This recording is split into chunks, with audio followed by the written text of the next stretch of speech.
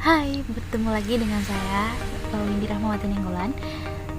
Kali ini saya akan menjelaskan tentang manajemen penanggulangan bencana.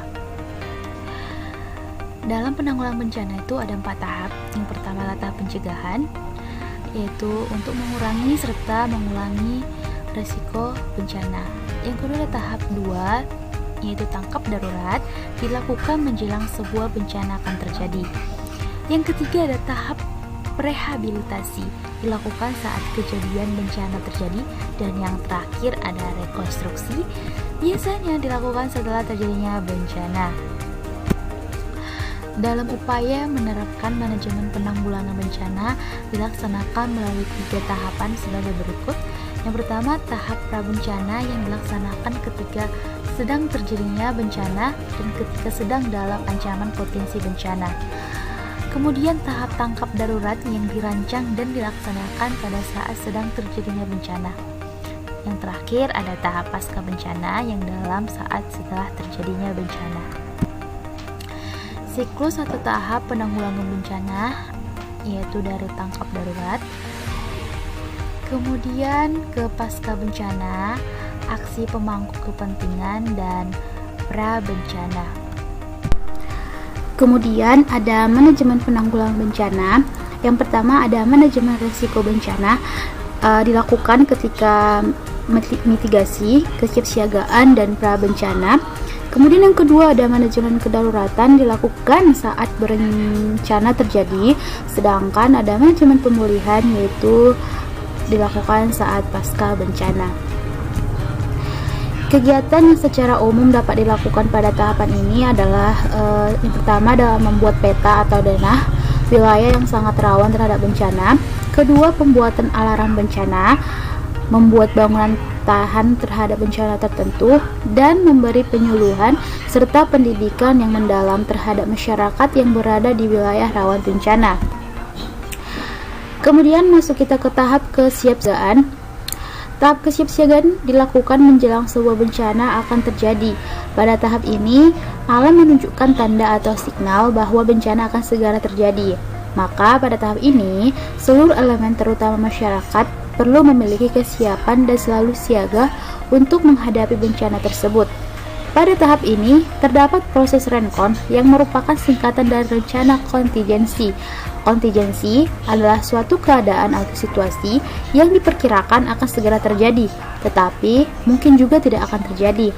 Rencana kontingensi ini berarti suatu proses identifikasi dan penyusunan rencana yang didasarkan pada keadaan kontingensi atau yang belum tentu terjadi.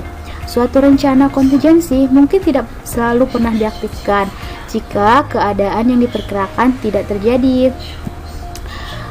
Berikut ada tahap kesiapsiagaan. Ada 9 kegiatan dalam tahap kesiapsiagaan.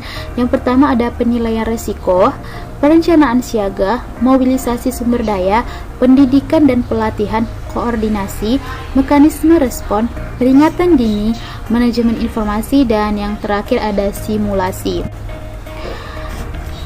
Kesiapsiagaan dalam Undang-Undang 24 tahun 2007, kesiapsiagaan dilakukan untuk memastikan upaya yang cepat dan tepat dalam menghadapi kejadian bencana.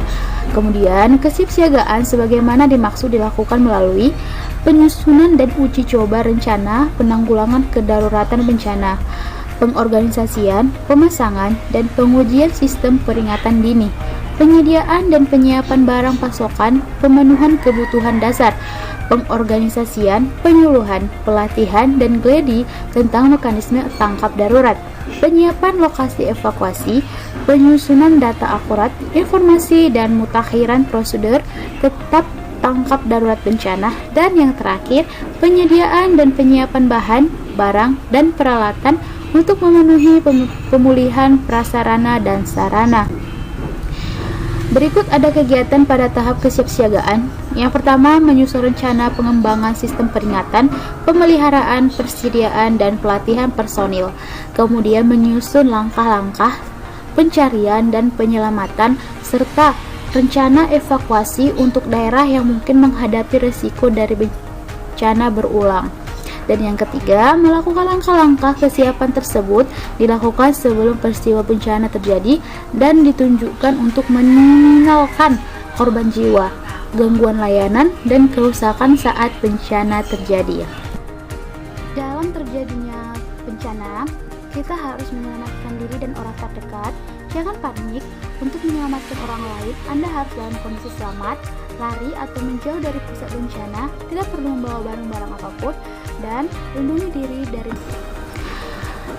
Ini berikut adalah struktur organisasi tangkap darurat yang terdiri dari ketua, evakuasi, P3K, kebakaran, dan komunikasi.